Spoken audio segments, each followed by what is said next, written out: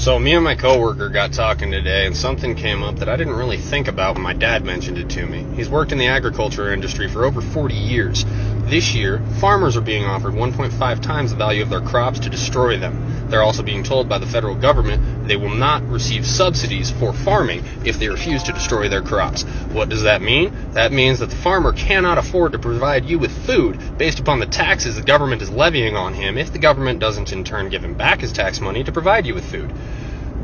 Kind of a fucked up system, but that's how it works. And, well, they're not going to subsidize them if they don't destroy the crops. They'll pay them more than what it's worth, and they want them to destroy it, and they'll still get their subsidies. They're trying to create a food shortage. We've got 8 months to get our own food supply. We're probably going to be facing mass starvation.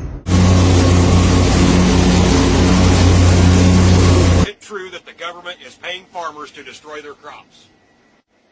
And the simple answer to that is yes, they are. Initially heard about the government paying farmers to destroy their crops, I thought it was a load of bullshit. Well, lo and behold, we received our destruction notice the other day. So basically there was two options on how to destroy the crop. The government could fly on Agent Orange, or we could manually destroy the crop ourselves. We put too much blood, sweat, and tears in it to let them destroy it, so we decided to manually do it ourselves. Basically it said if we used a lawnmower to destroy the crop, we could receive an extra $600 an acre. Something about the low carbon footprint or something. So that's what we're doing. I got my letter yesterday. The letter asking you to destroy some crop. Along with the letter, I had to sign for a certified package, which included these two binders, and then of course this 3-ring binder on how to properly dispose of your crops. And as you can tell, it's on government paper. And as you can tell, this here is the affected area in my section of the county, closest town, and of course you can't run away where you live. So from the county tracts, then they break it down into these individual farm tracts that you have to destroy. And you can see the crop or the field. This is the second machine that I dropped off here for the local farmers. Just want to show you a little bit of each drum. You got 4 of these drums, 2 on each side. Now you can imagine the damage they can do, not counting the blade which you can set down.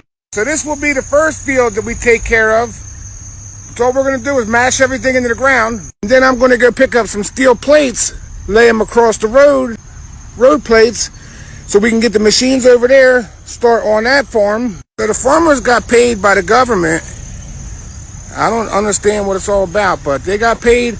Now they hired us to come in here and just destroy whatever we can. I don't understand how it all works, but we're already paid for a certain amount of time.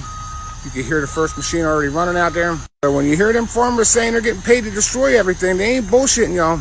Y'all better start paying attention.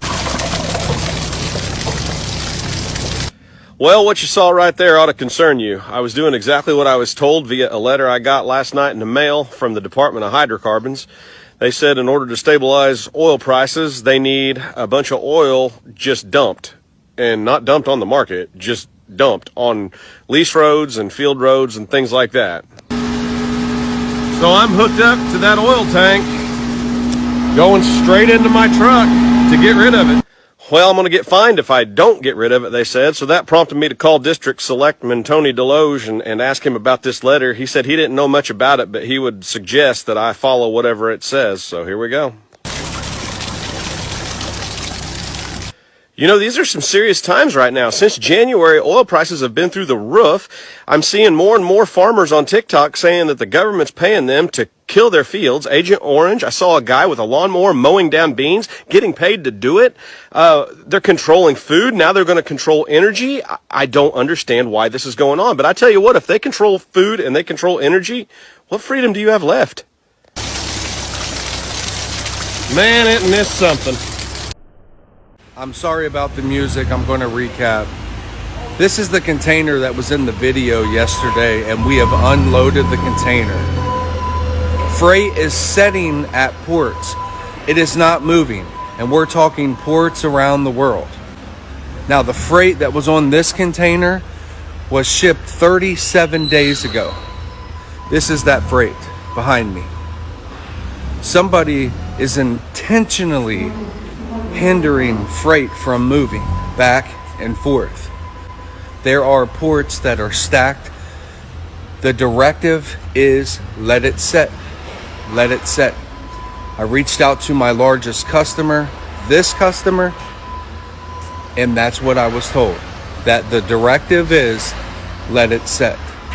We are definitely going to experience shortages, the likes of which you have never seen.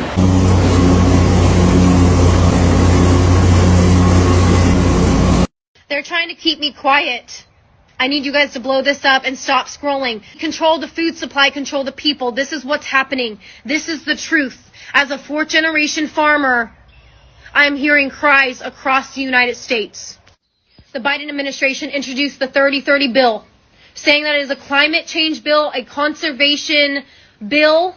But if you look deeper and if you really research what they're trying to do in Nebraska, it is disgusting. Why the hell does the government want 1.16 million acres in Nebraska? Because 97% of Nebraska is privately owned, so they're taking from farmers and ranchers and hardworking Americans. And by 2030, they want to take 680 million acres across the United States, kill family farms, control the food supply, control the people. Are you guys ready to stand up? So one of the things we're going to be talking about this week is the apparent fresh food shortage that's going to hit Europe and the UK over the next few weeks and months. This has been completely orchestrated, and it's absolutely terrible that this is likely to be happening right now. There is plenty of fresh food being grown at the moment all over Europe. We have no shortages. Farmers have no shortages, despite the weather changes that we've been having recently. There is an awful lot of fresh produce in the fields at the moment, as you can see behind me. This is purposely going to be bought in bulk and destroyed to create an apparent food shortage. Folks, start listening, wake up. There is no food shortage. Yo, excuse my sexiness. I have some breaking news. So, right now, the federal government is offering farmers 1.5 times the amount that their crops are worth to destroy them. I know it sounds crazy, but just look it up. Don't use Google because they filter your searches. Use DuckDuckGo and you'll be able to find reliable information about this. Anyway, and if the farmers refuse to do this, then that same government will refuse to give them subsidies. I truly believe they're creating a food shortage, or they're going to. Can't prove it. Just look into what I'm saying, make up your own mind. But just to err on the side of caution, get some food, dried food, get water, be prepared. Even if it's not gonna happen, shit's getting weird and we all need to prepare.